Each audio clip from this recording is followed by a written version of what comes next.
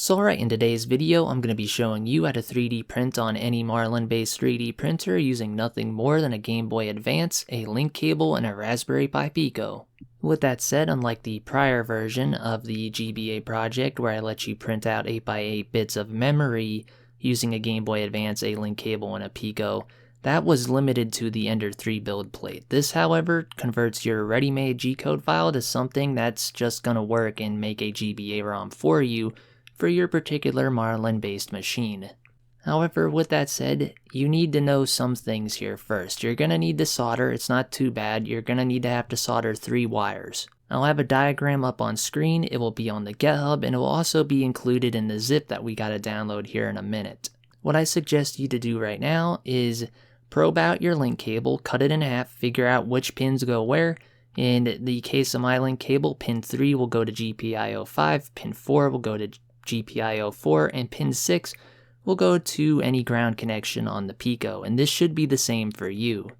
Just about any link cable, including third-party knockoffs, will have the 4 pins in place that you see here in this picture, so use the 3 that I have pointed out.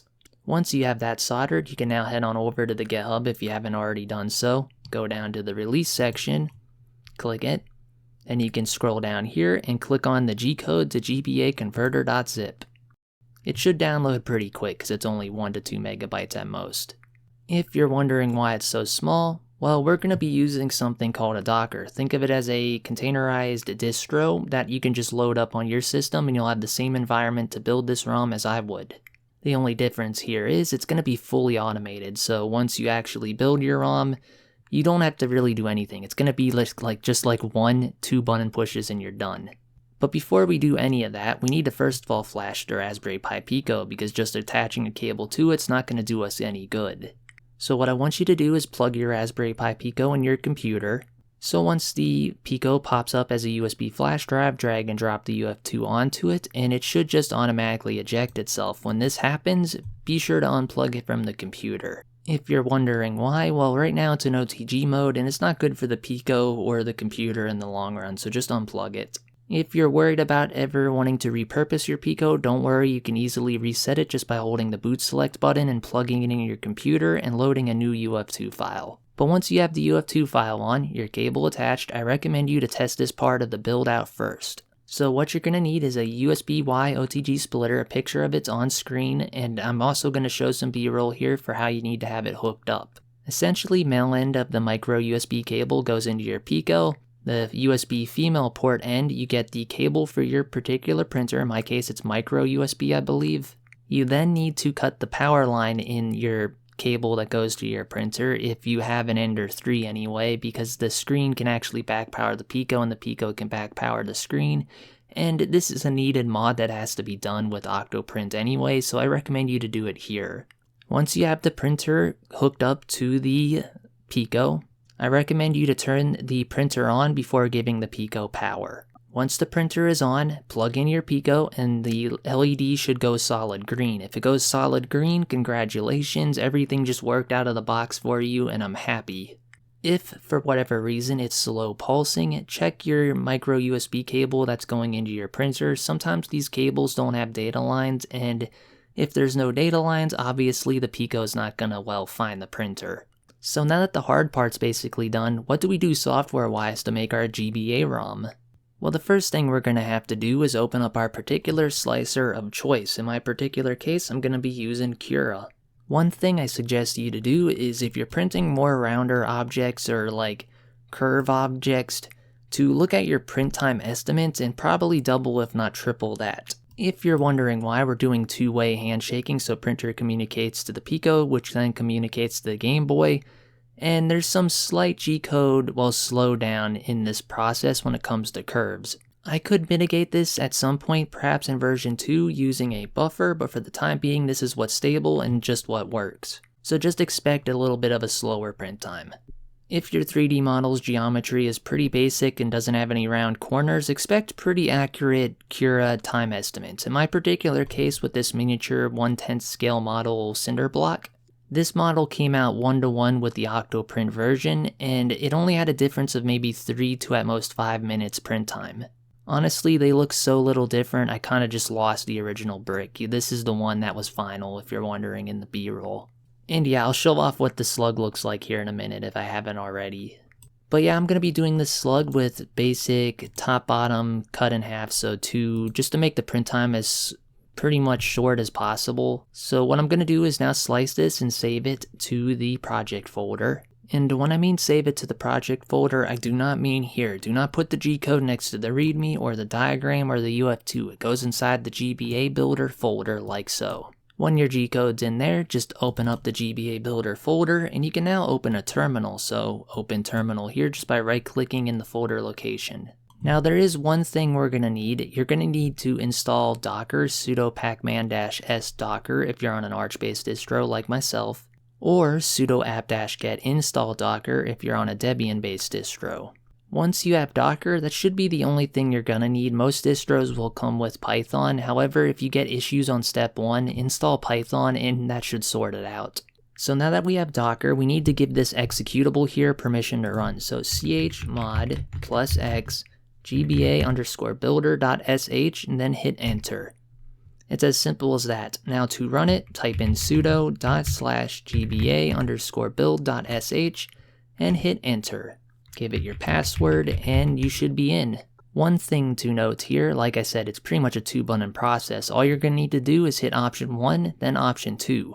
Just know option 2 takes a fair minute to download and set up, but every run after the initial setup will be pretty much instantaneous. Also, if for whatever reason you're done with this, be sure to use option 5 for the full uninstall. That will leave you with no system bloat. Essentially, all the Docker files and images are going to download right here. You'll get 2 new folders in your project directory. Before we do that, let's convert the Gcode to an H file that we can then encode into our, GBA ROM. So type in option 1, hit enter, type in the model name. In my particular case, as you can see here, it's slug.gcode.